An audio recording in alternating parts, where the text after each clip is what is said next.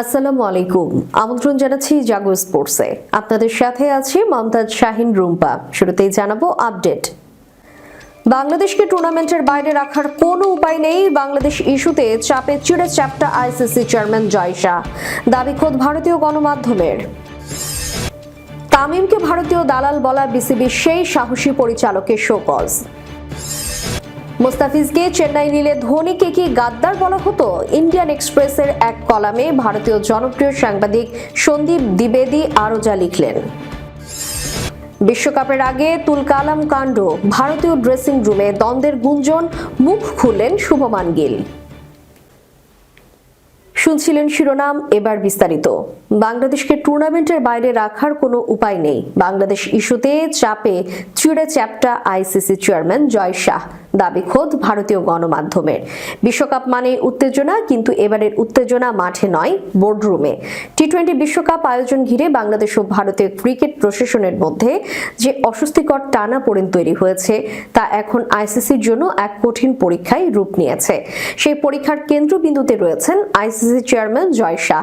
ভারতীয় গণমাধ্যম এনডিটিভির খবরে বলা হচ্ছে, বাংলাদেশের ভারত সফর নিয়ে আপত্তি ও নিরাপত্তা সংক্রান্ত দাবির জেরে জয় শাহ উল্লেখযোগ্য চাপে পড়েছেন। এই প্রেক্ষাপটে রোববার বিসিসিআই কর্মকর্তাদের সঙ্গে বৈঠকে বসছেন তিনি। লক্ষ্য, জটিল পরিস্থিতির একটি গ্রহণযোগ্য সমাধান খুঁজে বের করা। জয় শাহ বর্তমানে ভাদোদরায় রয়েছেন ভারত বনাম নিউজিল্যান্ড সিরিজের প্রথম ম্যাচ উপলক্ষে। বরোদা ক্রিকেট অ্যাসোসিয়েশনের বিশেষ আমন্ত্রণে সেখানে উপস্থিত থাকলেও মূল আলোচনার কেন্দ্রে থাকবে টি-20 বিশ্বকাপ ঘিরে বাংলাদেশের অবস্থান। বৈঠকে বিসিসিআই এর শীর্ষ কর্মকর্তারা অংশ নেবেন। শুরুতে বিসিবি আইসিসিকে জানায়, বিশ্বকাপে তাদের ম্যাচগুলো ভারতের বাইরে সরিয়ে নেওয়া হোক। সম্ভাব্য বিকল্প হিসেবে বিশ্বকাপের সহ আয়োজক শ্রীলঙ্কার নামও উল্লেখ করা হয়। তবে দ্বিতীয় দফায় চিঠিতে বিষয়টি আরো স্পষ্ট ও কঠোর হয়ে ওঠে। বিসিবির দাবি, ভারতেই খেলতে হলে বিশ্বকাপ দলের প্রতিটি সদস্যের জন্য ম্যান টু ম্যান নিরাপত্তা নিশ্চিত করতে হবে। খেলোয়াড়, কোচ, সাপোর্ট স্টাফ এবং কর্মকর্তা সহ সবাইকে। এখনো পর্যন্ত আইসিসি আনুষ্ঠানিকভাবে বিসিবির দাবির জবাব দেয়নি। জয় শাহর প্রথম কাজ হবে অভ্যন্তরীণ পর্যালোচনা। আইসিসির অপারেশনস টিম ও বিসিসিআই সঙ্গে বসে বর্তমান নিরাপত্তা ও টুর্নামেন্ট ব্যবস্থাপনা পরিকল্পনা খতিয়ে দেখা। কোথায় বাংলাদেশ নিজেদের উপেক্ষিত বা অপর্যাপ্তভাবে আশ্বস্ত মনে করছে, সেটি হবে আলোচনার মূল বিষয়। তবে কাগজে কলমে নিরাপত্তা পরিকল্পনা দেখালেই সমস্যার সমাধান হবে না, এ কথা আইসিসির ভেতরেও স্বীকৃত। সবচেয়ে কঠিন ধাপ হলো বিসিবির সঙ্গে সরাসরি আস্থাভিত্তিক সংলাপ। এমন সমাধান দরকার যাতে বাংলাদেশ চাপের মুখে সিদ্ধান্ত নিয়েছে এমন অনুভূতি না পায়। স্পষ্ট নিরাপত্তা নিশ্চয়তা, স্বচ্ছ যোগাযোগ এবং ম্যাচ আয়োজনের কিছু ক্ষেত্রে সীমিত নমনীয়তা, এই তিন দিকেই তাকিয়ে আছে ঢাকা। বাংলাদেশের টুর্নামেন্টের বাইরে রাখার বিকল্প কার্যত নেই। তারা বিশ্বকাপের যোগ্যতা অর্জন করেছে, তাদের বাদ দিলে আইসিসি বোর্ডে ভোটাভুটি, আইনি জটিলতা এবং এশিয়ান ক্রিকেট কাউন্সিলের অভ্যন্তরীণ সমীকরণে বড় ধরনের অস্থিরতা তৈরি হতে পারে, যা ভবিষ্যৎ টুর্নামেন্টগুলোর জন্য বিপজ্জনক নজির হয়ে থাকবে। পরিস্থিতি আরও জটিল করেছে বাংলাদেশের অভ্যন্তরীণ প্রতিক্রিয়া। দেশটির ক্রীড়া উপদেষ্টা আসিফ নজরুল প্রকাশ্যে বর্তমান পরিকল্পনার বিরোধিতা করে একে জাতীয় মর্যাদার প্রশ্ন হিসেবে তুলে ধরেছেন। এই প্রেক্ষাপটে জয় শাহর ভূমিকা অত্যন্ত সংবেদনশীল। তাকে এখানে ভারতীয় ক্রিকেট প্রশাসনের প্রতিনিধি হিসেবে নয়, বরং বৈশ্বিক ক্রিকেটের নিরপেক্ষ অভিভাবক হিসেবে কাজ করতে হবে, যিনি উত্তেজনা কমাতে পারবেন, আস্থা ফিরিয়ে আনবেন এবং একই সঙ্গে টি-20 বিশ্বকাপের কাঠামোগত অখণ্ডতা রক্ষা করবেন। এই সংকটের নিষ্পত্তি কিভাবে হয় সেটি এখন দেখার বিষয়, কারণ এর প্রভাব শুধু একটি টুর্নামেন্টে সীমাবদ্ধ থাকবে না।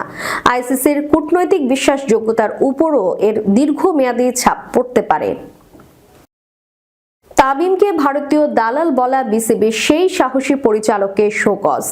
বাংলাদেশ জাতীয় দলের সাবেক অধিনায়ক তামিম ইকবালকে সামাজিক যোগাযোগ মাধ্যমে ভারতীয় দালাল বলে আখ্যা দেওয়ার ঘটনায় কড়া অবস্থান নিয়েছে বিসিবি। এই ঘটনায় মন্তব্যের ব্যাখ্যা দিতে বোর্ডের পরিচালক এবং অর্থ কমিটির চেয়ারম্যান এম নাজমুল ইসলামকে কারণ দর্শানোর নোটিশ দেওয়া হয়েছে। শনিবার সিলেট আন্তর্জাতিক ক্রিকেট স্টেডিয়ামে স্কুল ক্রিকেট সংশ্লিষ্ট এক অনুষ্ঠানে সাংবাদিকদের প্রশ্নের জবাবে বিসিবি সভাপতি আমিনুল ইসলাম বুলবুল এই তথ্য জানান। বিসিবি সভাপতি বলেন, নাজমুল ইসলাম তার ব্যক্তিগত ফেসবুক অ্যাকাউন্ট থেকে মন্তব্যটি করেছেন এবং বোর্ডের পক্ষ থেকে তাকে এই বিষয়ে কারণ দর্শানোর নোটিশ দেওয়া হয়েছে। তিনি বলেন, জাতীয় দলের একজন অধিনায়ককে আমরা যেভাবে দেখেছি, তিনি যেভাবে দেশের হয়ে পারফর্ম করেছেন, সেই জায়গা থেকে এমন মন্তব্য লেখার আগে আরো ভেবে দেখা উচিত ছিল। সম্মান দেখানোটা জরুরি, কারণ দর্শানোর নোটিশটি আনুষ্ঠানিকভাবে দেওয়া হয়েছে কিনা এমন প্রশ্নে আমিনুল ইসলাম বুলবুল বলেন, যেহেতু নাজমুল ইসলাম নিজেও বিসিবির পরিচালক, তাই বিষয়টি বোর্ড সভায় আলোচনা হবে। আগামী 24 তারিখ আমাদের বোর্ড মিটিং হওয়ার কথা, সেখানে খোলামেলা আলোচনা হবে। গত ডিসেম্বরে আইপিএল এর নিলামে দিল্লি ক্যাপিটালস চেন্নাই সুপার কিংসের সঙ্গে রীতিমতো যুদ্ধ করে 9 কোটি 20 লাখ রুপিতে কিনে নেয় বলিউড সুপারস্টার শাহরুখ খানের দল কলকাতা নাইট রাইডার্স। অথচ ভারতের উগ্র হিন্দুত্ববাদী রাজনৈতিক ও ধর্মীয় নেতাদের দাবির মুখে নিরাপত্তা ইস্যুতে মোস্তাফিজকে বাদ দিয়ে দেয় ভারতীয় কন্ট্রোল বোর্ড। ভারত যদি আইপিএলে বাংলাদেশের একজন ক্রিকেটারকে নিরাপত্তা দিতে না পারে, তাহলে ফেব্রুয়ারিতে টি-20 বিশ্বকাপে বাংলাদেশ দলের ক্রিকেটার, টিম অফিসিয়াল এবং ভক্ত সমর্থকদের কিভাবে নিরাপত্তা দিবে? যে কারণে বিশ্বকাপ খেলতে ভারতে না যাওয়ার ব্যাপারে অনড় বাংলাদেশ ক্রিকেট দল। মোস্তাফিজ ইস্যুতে ভারতীয় জনপ্রিয় সাংবাদিক সন্দীপ দ্বিবেদী ইন্ডিয়ান এক্সপ্রেসের এক কলামে লিখেছেন, চেন্নাই সুপার কিংসও তো মোস্তাফিজকে 9 কোটি রুপি পর্যন্ত দিতে চেয়েছিল। চেন্নাই যদি নিলাম থেকে নিত, তাহলে কি মহেন্দ্র সিং ধোনিকেও গাদ্দার বলা হতো? প্রশ্নটার উত্তর সবাই জানেন। তিনি আরো লিখেছেন, শাহরুখ খান নিশ্চয়ই চাননি তার সিনেমার গল্প বাস্তবে জীবনে এমন নির্মমভাবে ফিরুক।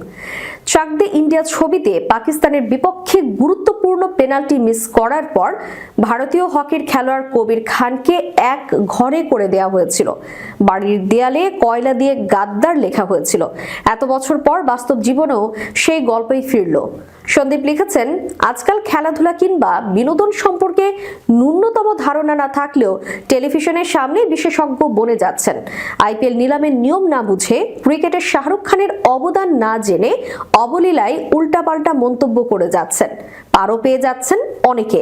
ভাগ্য ভালো, মুম্বাইয়ের মান্নাতের দেওয়ালগুলো এখনো সাদা, কিন্তু কলকাতা নাইট রাইডার্স বাংলাদেশের পেসার মোস্তাফিজুর রহমানকে কট্টরপন্থী ধর্মীয় নেতা এবং রাজনীতিবিদরা শাহরুখ খানকে গাদ্দার বলেছেন।